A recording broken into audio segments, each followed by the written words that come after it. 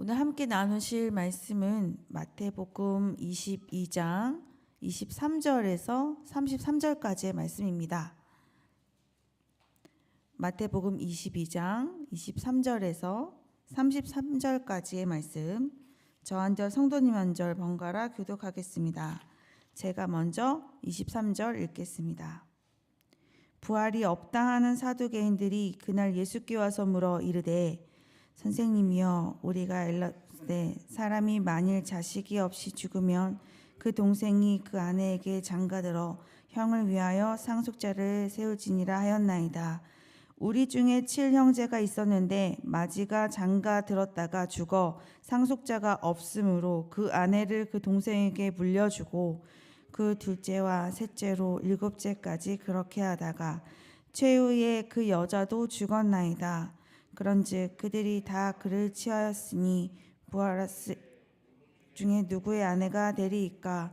예수께서 대답하여 이르시되 너희가 성경도 하나님의 능력도 알지 못하는 고로 오해하였도다. 부활 때에는 장가도 아니 가고 시집도 아니 가고 하늘에 있는 천사들과 같으니라. 죽은 자의 부활을 논할진대 하나님이 너희에게 말씀하신 바 나는 아브라함의 하나님이요 이삭의 하나님이요 야곱의 하나님이로라 하신 것을 읽어보지 못하였느냐? 하나님은 죽은 자의 하나님이 아니요 살아있는 자의 하나님이시니라 하시니 무리가 듣고 그의 가르치심에 놀라더라. 아멘. 오늘 말씀은 이 부활이 없다고 하는 사두개인이 그날 예수님께 나와 질문하는 장면입니다. 이 첫 절에 나와 있는 그날은 이 22장 15절과 같은 날이에요. 이에 바리새인들이 가서 어떻게 하면 예수를 말의 올무에 걸리게 할까 상의하고, 이 사두개인들도 이 바리새인들과 같은 마음으로 예수님께 질문을 하고 있는 것이죠. 이들은 자기들이 생각하기에 예수님께서 대답하기 힘든 이야기를 가지고 왔습니다. 24절입니다. 선생님이여, 모세가 일렀을 때 사람이 만일 자식이 없이 죽으면 그 동생이 그 아내에게 장가들어 형을 위하여 상속자를 세울지니라 하였나이다. 지금 이들이 말한 것은 수혼법입니다. 신명기 25장 5절에서 10절에 이 내용이 기록되어 있어요. 후사가 없이 죽는 형제가 있으면 이 죽은 형제를 위해서 살아있는 그 형제가 죽은 형제의 아내를 자신의 아내로 삼고 이 둘 사이에 태어난 첫째 아들을 나의 자녀가 아닌 이 죽은 형제의 상속자로 세우는 법입니다. 이렇게까지 하는 이유가 무엇일까요?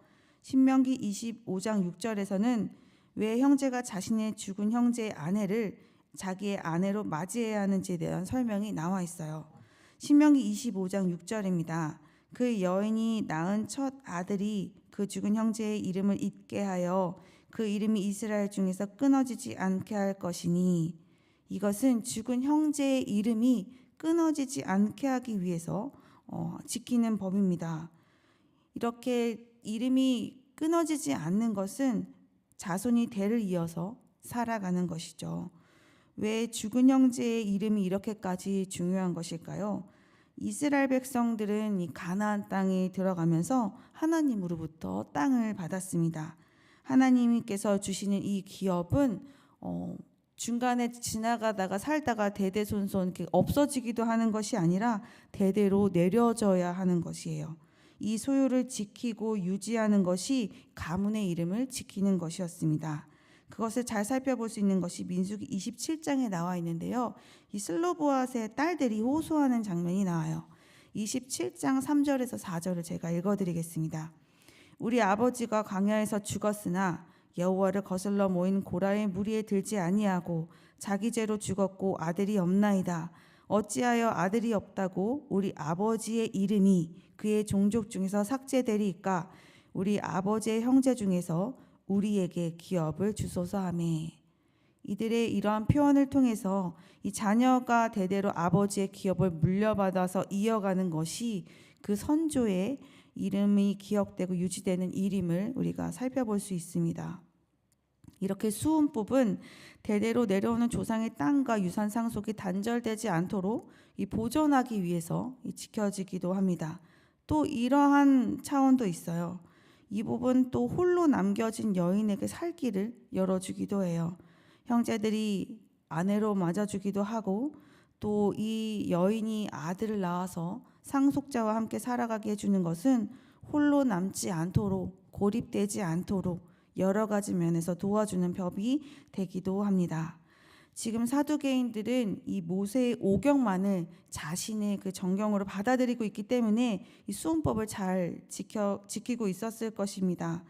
그런데 이 자신들의 생각에 이 수훈법을 가지고 예수님께 이 부활에 대한 모순을 지적하는 것이 적합하다고 생각했어요. 그래서 이런 상황 속에서 이들은 예수님께 질문을 가지고 옵니다. 예수님, 7형제가 있습니다. 첫째 형이 결혼을 했는데 자녀 없이 죽었어요. 그래서 둘째가 죽은 형의 아내에게 장가를 들었는데 둘째도 상속자 없이 죽고 말았습니다. 셋째도, 넷째도, 일곱째까지 그렇게 장가를 들었지만 모두 상속자 없이 이렇게 마무리하고 말았습니다. 마지막에 형의 아내도 이제 죽게 되었겠죠. 죽었다가 모두 부활하게 된다면 지금 7형제가 이 아내를 다 취하였는데 이 아내는 누구의 아내가 됩니까? 자신들이 생각해 보기에 예수님께서 대답하시기에 좀 힘든 난제라고 생각했던 것 같아요. 그런데 이들의 질문에 예수님께서는 이렇게 대답하십니다. 29절입니다. 너희가 성경도 하나님의 능력도 알지 못하는 고로 오해하였도다. 성경을 알지 못하고 하나님의 능력을 알지 못한다고 말씀하세요. 이 수헌법을 잘 지키다 보면 수헌법 안에 있는 진리와 원리를 발견하게 될 거예요. 이 수헌법 안에는 상속자가 없는 상태에서 죽은 형제가 이 죽음으로 인해 더 이상 이름이 유지될 수 없는 상황에 이 자신의 생명과 또한 재산을 나누어서 그 죽은 형제의 이름을 이어가고 유지할 수 있도록 하는 이 원리가 담겨져 있죠. 죽어도 이름이 사라지지 않게 하는 이 원리는 우리가 비록 이 땅 가운데 영원하지 않는 세상 가운데서 살고 있지만 영원에 대해서 생각하고 영원에 대한 소망을 시선을 두게 만들어 줍니다. 그것을 도와줘요. 그러나 이 사두개인들은 이 땅의 원리를 가지고 이 부활의 여부를 결정하고 이 모든 성경을 해석했어요. 우리가 이 부활 후에 하나님의 나라에서 살아갈 모습은 이 땅과는 다르다고 우리 주님께서 말씀하셨습니다. 이 땅에서는 결혼을 해서 자녀를 낳아야 이름도 이어지고 이 생명이 시작되는 것을 경험하지만 이 부활의 때에는 그런 것 없이도 이 생명을 경험하고 영원함을 유지할 수 있습니다. 땅의 방식으로는 이해할 수 없는 하나님의 나라가 펼쳐지기 시작하는 거예요. 예수님께서 말씀하신 이 부활은 이 땅의 모든 관계를 초월하여 육체의 한계를 변화시키는 이 부활입니다. 이제 부활에 대한 의미는 예수님께서 몸소 직접 우리에게 보여주실 거예요. 이어서 예수님께서 말씀하셨습니다. 나는 아브라함의 하나님이요 이삭의 하나님이요 야곱의 하나님이로라 하신 것을 읽어보지 못하였느냐? 하나님은 죽은 자의 하나님이 아니요 살아있는 자의 하나님이시니라 하시니. 지금 예수님께서 말씀하신 이 인용 구절은 출애굽기에서 하나님께서 모세에게 자신을 소개하실 때 사용하신 표현입니다.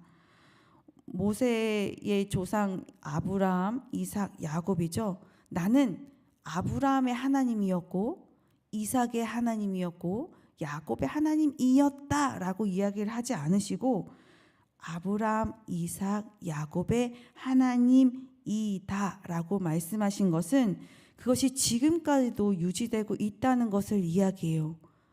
지금 하나님께서 이들의 하나님이신 것도 유지가 되고 있고 하나님께서는 죽은 자의 하나님이 아니라 산 자의 하나님이시기 때문에 아브라함, 이삭, 야곱 이들도 또한 지금 부활하여 살아있는 상태라는 것을 이야기해 주고 계시는 것입니다.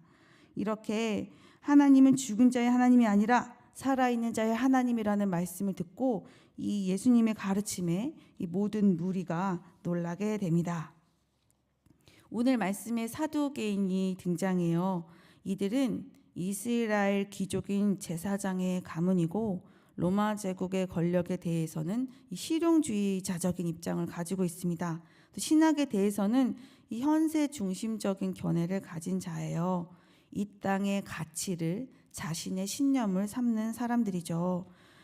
계보와 이름이 끊기지 않도록 형제를 위해 자녀를 낳는 제도는 지키면서 이 영원과 부활을 깨닫지 못하는 이들의 모습이야말로 이 모순으로 가득 차 있습니다. 그러나 우리는 앞으로 우리에게 허락하실 이 부활을 생각합니다. 비록 우리의 육체는 이 땅에서 소멸하게 되지만 우리는 부활을 통해 새롭고 영원한 몸을 덧입게 될 것입니다. 그리고 살아계시고 영원히 함께 하실 우리 하나님과 함께 살게 될 것입니다. 이렇게 생명을 부어주시는 하나님의 능력을 묵상하시는 오늘 하루가 되기를 원해요. 그리스도의 십자가의 죽으심과 부활이 우리에게 지금 그 길을 열어주셨습니다. 우리의 일상이 좀 살아있는 것과는 전혀 다른 절망적인 일들이 있다 할지라도 이 죽음에서 생명으로 유한한 우리의 육체를 영원한 몸으로 덧입게 만드시는 하나님의 놀라운 능력을 믿고 나아가는 우리가 되었으면 좋겠습니다. 이 땅의 가치를 또한 자신의 신념으로 삼고 그 기준으로 삼고 무지함과 하나님에 대한 오해로 이 불신앙의 모습을 보여주었던 이 사두개인들과 같지 않기를 소망합니다.